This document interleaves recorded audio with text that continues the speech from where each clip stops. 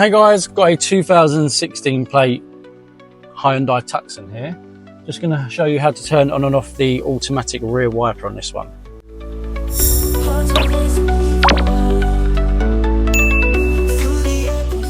So on this one, we're going to use this screen on the dash in front of the steering wheel, and then the buttons on the right hand side of the steering wheel. From here, we're going to press the menu button a few times until we get to the settings icon at the end. Then scroll down until you get to other features. Then click in OK. And scroll down until it says auto rear wiper and it should be checked.